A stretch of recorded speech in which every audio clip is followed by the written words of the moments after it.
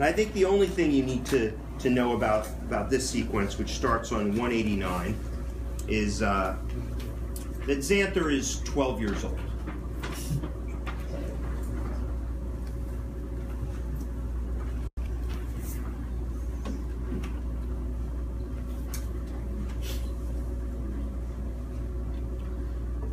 Dr. Potts never made Xanther feel punished. And eventually the consequences of this really sank in. Xanther getting the drift that these were her 50 minutes. And she could trust him for the most part, even if she had no idea why the most part, or even what the not most part was. Parts which made no difference if she got right to it, like she did today, following early advice by Dr. Potts. Try telling me the first thing that is most difficult to tell. I'll help you. Or, if not that, then ask me the question that is most difficult to ask, and I will help you. So Xanther went right to the raindrops, the number that said there was a number, even as it hit a number that was no number, and how it had made her feel. She even explained how her friend Clay has a brother named Phineas who is brilliant but fears dolphins. Or, not the dolphins, but how many dolphins there are, because his fear is also about the counting. Because when you see 3 dolphins playing in the waves, that means there are really like 9 with the rest under the waves. And if you see like a lot, like 27, there are really like 243. And that's just when we're talking about dolphins. What if we're talking about bad things like counting crimes? And then your mind really heats up and keeps heating up until it might just turn into sticky, smelly smoke. Xanther also told Dr. Potts, and this part was really difficult, how Clay thought his brother was crazy and needed to get back in a hospital again. Phineas had already tried to kill himself twice. Like Xanther, he's left-handed. Clay's called him schizo. Actually, more than that. Phineas can solve a Rubik's Cube in under 5 minutes. Do you think you're crazy? Xanther can't even solve one side in 50 minutes. White still patched with red, yellow, and green. Do you think you had a seizure on the way over? I thought I did, or was about to. Did you tell your dad? No.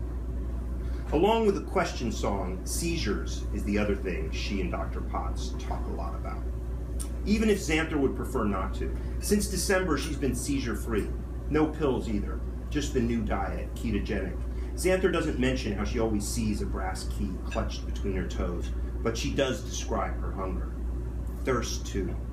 I can eat a lot, and I know I'm full, like I can see what was just on my plate, but I still feel so craving and thirsty.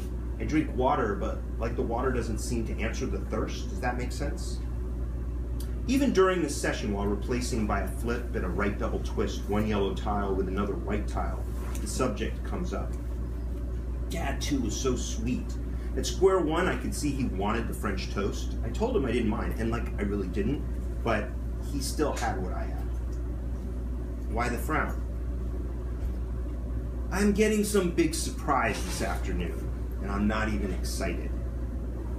Because your parents do so much for you already? Xanther nods. Like these visits here? Yup. And visits with other doctors too. Even my food. And please, it's not like I'm a total idiot, right? I know it costs money. And even though Dad seems pretty happy, especially today, or well, okay, not happy, but really relieved. Are they the same thing? Sorry. Because like, he's supposedly getting some money, a lot of money. I overheard this. Sorry. I worry a lot about Frey and Shast, like they're, you know, getting the short end of the stick. Dr. Potts smiles. What? You have epilepsy, and they're getting the short end of the stick? Do you want to explain that math to me? Xanther gets rid of a green tile, only to find 2 more red tiles messing up her white side. Cogsworth once said he solved the whole thing in under 5 minutes. I just pulled all the little plastic pieces apart and put it back together. Cogs is the real genius. Probably because she doesn't know what to say, and because they just have a little more time left, Xanther thinks about the other most difficult thing to tell. What's going on with Parcel Thoughts, that app, and the horror sphere. But instead explains all about the phone calls and emails Les parents are screaming about. I don't know, it was my dad's friend Mephisto, big fro, super genius, or just super crazy. I think he babysat me once. For some reason he decided to use my parents' info as contact info for this big ad campaign with promises of like huge Costco discounts and even cash, and the phones haven't stopped ringing. Supposedly a prank. I guess I don't understand what a prank means. Isn't there supposed to be a laugh at the end of a prank? In theory. Yesterday I tried to tell Mom how all these calls are kind of like an attack. You know, like so much coming in, you're paralyzed. Except at home, the lights stay on. In December, the lights went out. Oh yeah. Xanther hates talking about the funeral. Just thinking about it makes her tingle and want to gasp. She can even start believing it's happening all over again. That bad. Xanther ended up in the hospital. Sometimes I think thinking the wrong thing brings on, you know, seizure. Xanther nods. She's never gotten used to saying it, like it's freaking Voldemort. Except so much worse than Voldemort. Voldemort. There, she said it. Excuse me? Dr. Potts, do you ever think like there's a conversation going on, you know, like somewhere out there, somehow parallel to the one you're having with yourself, like in your head, or even with someone else? How do you mean? Like there are these voices that know everything. So close. Like voices that don't really live and can't die and been around forever. Such a noisy, boisterous parade. Before the start of things, and will even be around after the end of things. She has no idea. You know, privileged with all that's that. Like Google, only true. Xanther stops flipping the Rubik's Cube. Tears wet both cheeks. I really miss him. I'm glad to hear that. Like even when I'm not thinking about him, I think I am thinking about him. And I know I didn't even know him that well. Dr. Potts hands her a box of tissues. If I could grant you one certainty, Xanther, one which you could hold on to without dissolving under all your scrutiny, let it be just how remarkable a young girl you are. Then why do I feel like I'm such a disappointment? Like I'm disappointing him all the time? Brady K, that's what he called me. Dove was so brave, and I can't even be at his funeral without... Sometimes I feel so ashamed, actually all the time. Xanther, how do you imagine brave? Dr. Potts suddenly asks, moving slightly forward in his chair too, head up, almost rigid. Fearless? I mean, like, I don't want to feel like so jittery all the time. Is that all you want? Xanther stops fiddling with the Rubik's Cube. Think big, young lady. And for a moment, she's all Dove, or wants to be like Dove. Not all over the place and over-inquisitive, but clear and sure and gentle and true. What you don't need years and years to hear, or a bed full of books to understand, or all the scars of a lifetime to value.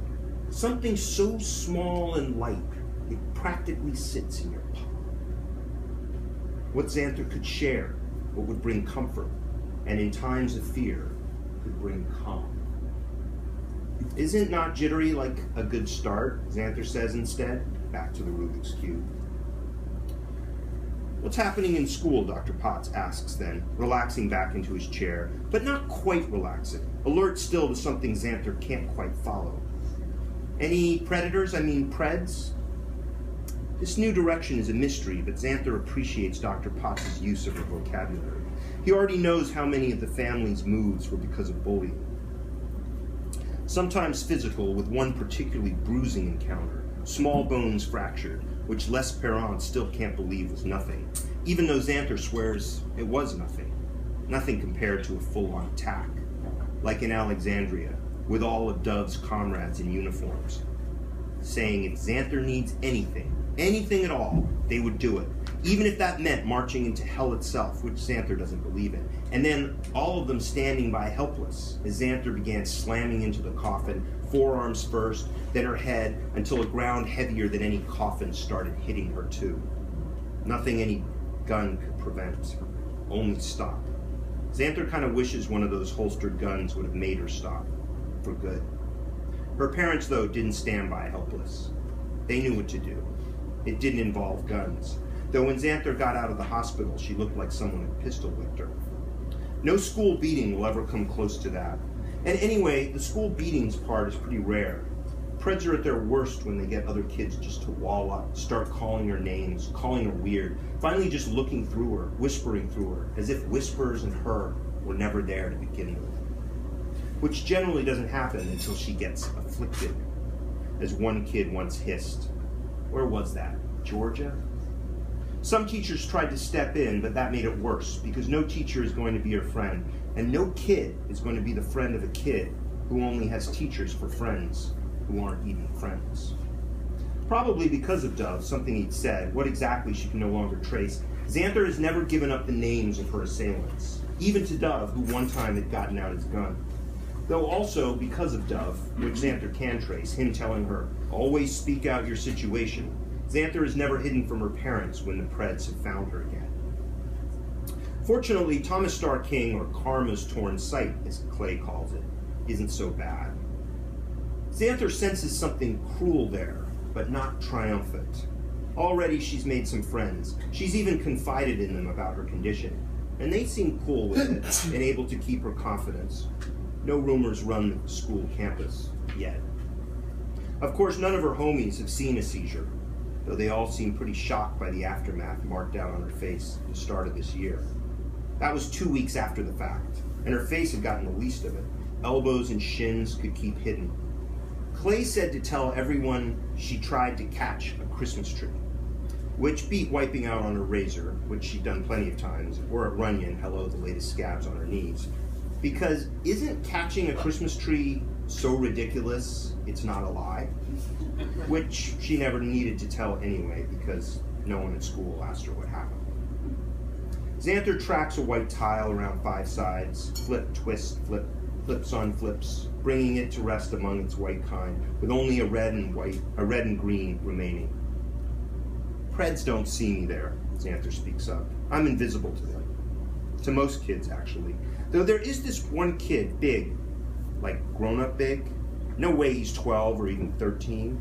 Dendish Maurer, scary, for reals. Smokes, chews when he's not smoking, supposedly sells Molly, fizzing all the time. His crew's like Preds for sure. More twists to flips. A green tile's turn, second to last, white to track. He started picking on my friend Byard. Nothing too bad, just jabs, saying mean little things, some threats. Not too loud, mostly like he's teasing. Byard tries to ignore it, but I can see it makes him sick. He and Dendish ride the same bus. Which is the perfect place to bring up probably today's most difficult thing to tell, her phone. Well, not the phone itself, pink and rad, average number of text. It's not like Mephisto put Xanther's number out there. Anwar would have gone dove mad if Mephisto had gone that far. Astaire even worse. No, this was about the horror sphere. Mayumi already warned her this morning. They all did, in texts. Mayumi. Most Sevi's got it, Cogs. Bye-Bye got it the worst. Byard. Bye-Bye's cool like a jewel. Clay. DGAF burn their lives down.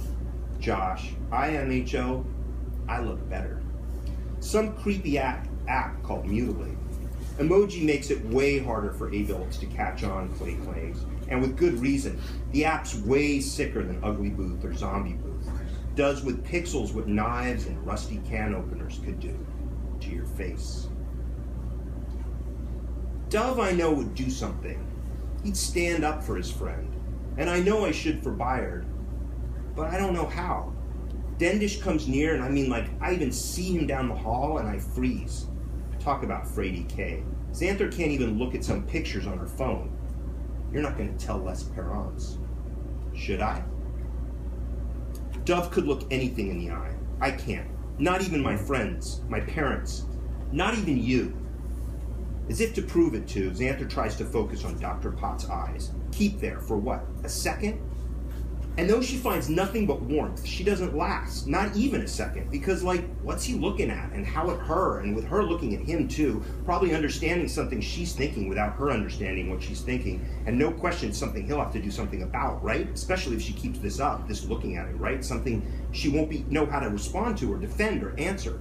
The edges of the room darkening, temperatures dropping, and all because of two concentric rings of blue, tiny two, surrounding an even tinier black dot, before Xanther skitters helplessly off to the bridge of Dr. Potts' nose, to his beard, all the salt and pepper hair surrounding his lips, retreating even further to relief, blind, unthinking, and certainly questionless. The last tile twisting into place at least, as Xanther whispers defeated, "See." Dr. Potts smiles at her victory. A mess of color on 5 sides, but with the 6th all white. Progress. Well done. Now tell me one last thing, whatever comes to mind, as we only have a minute left. Dr. Potts often says this. Xanther figures it's a time's up technique. But does he do it with all his patients, or just Xanther? Not that she objects. She'd hate to impose on him, let alone on Anwar, waiting for her outside. Taking extra time, that would mortify her. Did his life flash before his eyes? What? Dr. Potts looks caught off guard, even a little bewildered. Who? Before he died, Dove, did his life really flash before his eyes? Oh. What? That's not what you said. I didn't? Did his love flash before his eyes? That's what I said?